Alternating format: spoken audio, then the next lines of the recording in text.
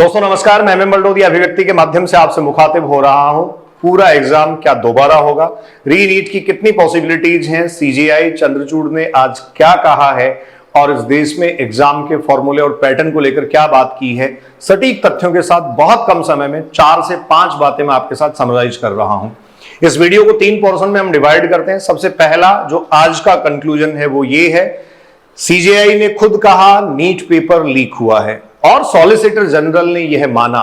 दोस्तों आपको मैं बता दूं, सॉलिसिटर जनरल कोर्ट में सरकार का पक्ष रखते हैं। एक बात।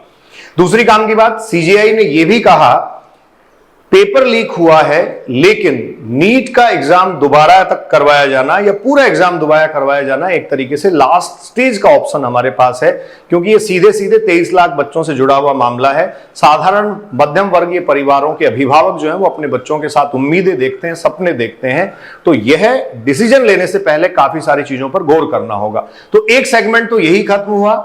सीजीआई ने खुद अपनी जुबान से कहा है, खुद उनका स्टेटमेंट था कि पेपर लीक हुआ है, सॉलिसिटर जनरल ने यह माना है, एनटीए ने एक तरीके से यह मान लिया है और अगली काम की बात सीजीआई कह रहे हैं कि रीनीट लास्ट ऑप्शन है। अब संभावनाएं कितनी है, दूसरे सेगमेंट पे मैं जा रहा हूं।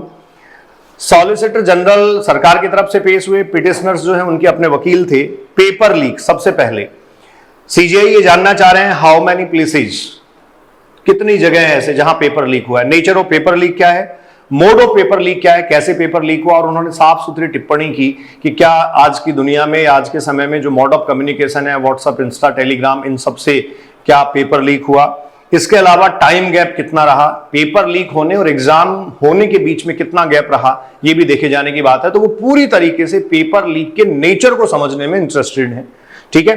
दूसरा, क्या एग्जाम की इंटीग्रिटी पूरी तरीके से कॉम्प्रोमाइज हुई है, इस बात को भी सीजीआई बहुत गौर से जानना चाहते हैं। और जो बेनिफिशियरीज हैं, उन बेनिफिशियरीज का नंबर कितना है, जो लाभार्थी हैं या जिनको फायदा मिला है धांधली से, क्या उनका नंबर पता किया जा सकता है। और बहुत साफ उन्होंने टिप्पणी की, अगर बेनिफिशियरी या लाभार्थियों को हम जो बाकी के बेदाग स्टूडेंट्स हैं उनसे अलग नहीं कर सकते तो निश्चित तौर पर री एग्जाम करवाया जा सकता है। तो री एग्जाम की संभावनाओं से इनकार नहीं किया जा सकता।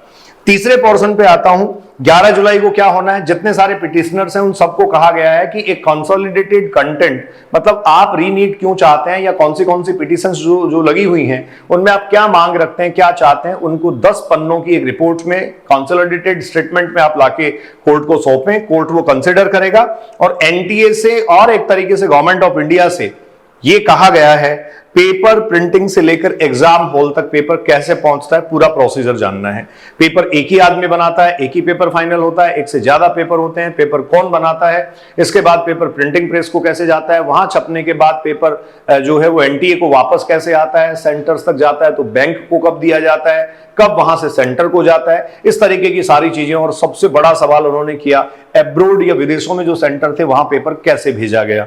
इसके साथ साथ 67 स्टूडेंट्स को जो मार्क्स आए, फुल मार्क्स, वो क्यों आए, और जो कमेटी बनाई गई है वो कमेटी क्या कंक्लूजन दे पा रही है, क्या उस कमेटी में हमें किसी तरीके का कोई बदलाव करने की आवश्यकता है या वो काम करने में उसी तरीके से सक्षम है।